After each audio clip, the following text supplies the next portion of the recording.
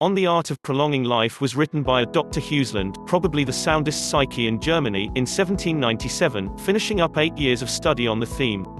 He recognized among the numerous variables related with long life, a moderate eating regimen that was wealthy in vegetables and short on meat and improved cakes, a functioning way of life, great consideration of your teeth, week-by-week washing in tepid water with cleanser, great rest, clean air, and being destined to guardians who themselves lived long lives.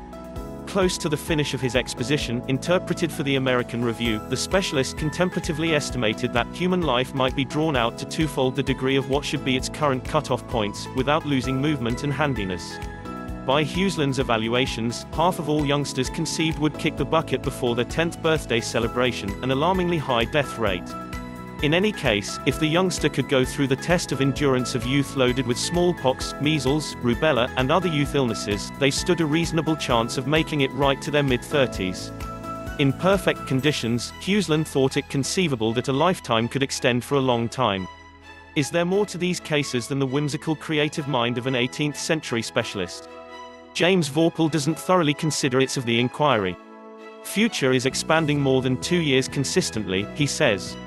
That is a quarter century consistently.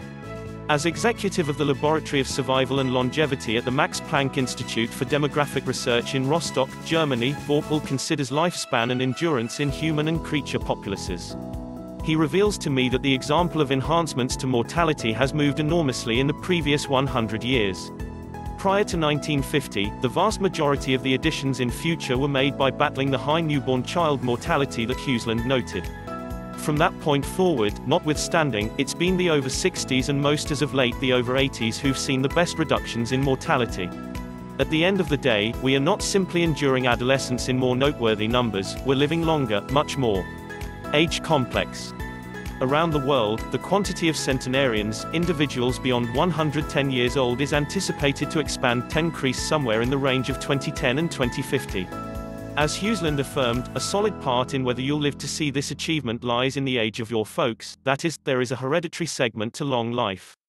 In any case, the ascent in centenarians can't be clarified by hereditary qualities alone, which unmistakably haven't changed much over the most recent few centuries.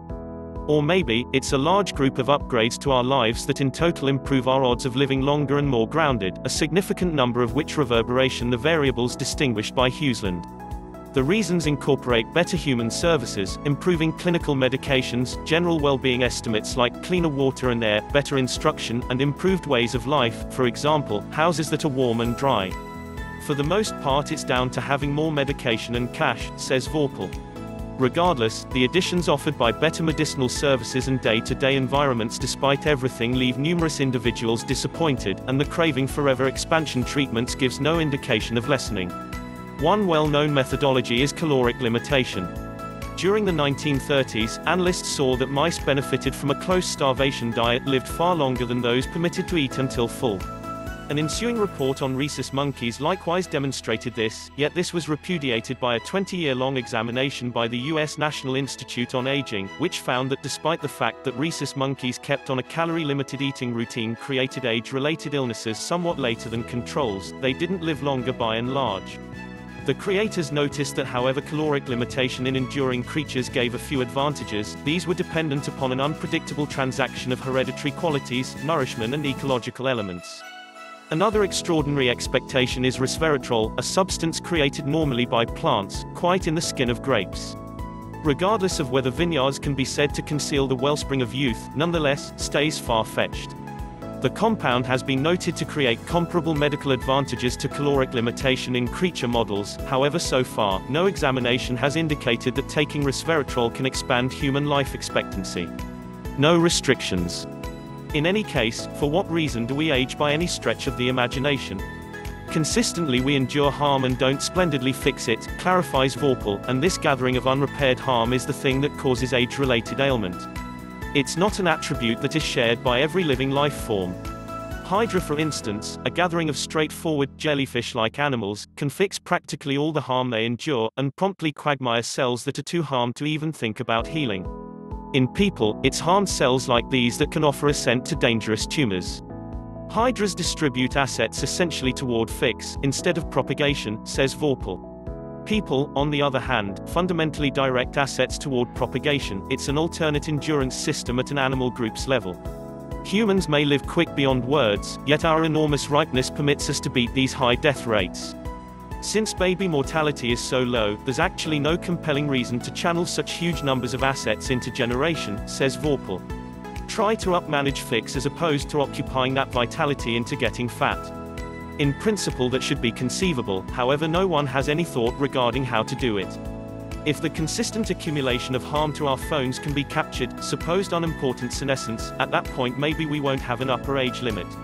On the off chance that that is the situation, there isn't any motivation behind why we ought to need to bite the dust by any stretch of the imagination.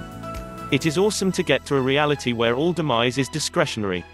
At the present time, basically we all are condemned to capital punishment, despite the fact that a large portion of us have done nothing to merit it. So says Gennady Stolyarov, transhumanist logician and writer of Death is Wrong, a dubious youngster's book that urges youthful personalities to dismiss the pacifist thought that demise is inescapable. Stolyarov is intensely restricted to what he sees is essentially a mechanical test hanging tight for the proper degree of cash and labor to comprehend it. Specialists of progress. One concentration for mechanical intercession are telomeres. These tops on chromosomes abbreviate each time your cells partition, setting a hard boundary for the occasions your cells can duplicate themselves. Not all creatures experience this telomere shortening, the Hydra being one of them. Be that as it may, there are valid justifications to have these confinements set up. Intermittent changes can permit cells to isolate without shortening the telomeres, offering ascent to godlike cell lines. Be that as it may, in an uncontrolled circumstance, these interminable cells would be exceptionally awful news for the individual they are in, swelling into carcinogenic tumors. 150,000 individuals on the planet pass on every day, 66% of those kick the bucket from MAKES-related senescence, Stolyarov lets me know. So regardless of whether we can hurry the appearance of these advancements to accomplish immaterial senescence by one day, we will have spared 100,000 lives. The creator cites gerontology theoretician Aubrey de Grey, something of a superstar in the realm of life expansion, as expressing that there is a half possibility of accomplishing irrelevant senescence in the following 25 years. There's a decent possibility that it will occur in the course of our lives, before we experience the most malicious impacts of senescence, says Stolyarov. Accomplishing unimportant human senescence in 25 years is potential, says Vorpal, yet profoundly far-fetched. He yields that it may be conceivable to quickly quicken future through clinical achievements.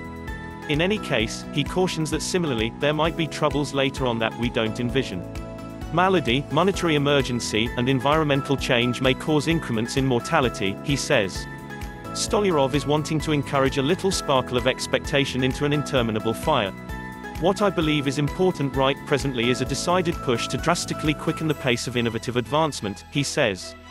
We have a battling chance at this moment, however, so as to get it going we must be the operators of progress. Until further notice, perusers should breathe easy in light of the information that there are all-around archived approaches to attempt to maintain a strategic distance from the Western world's two greatest executioners, coronary illness and malignancy, through a blend of activity, good dieting, and control with regards to liquor and red meat.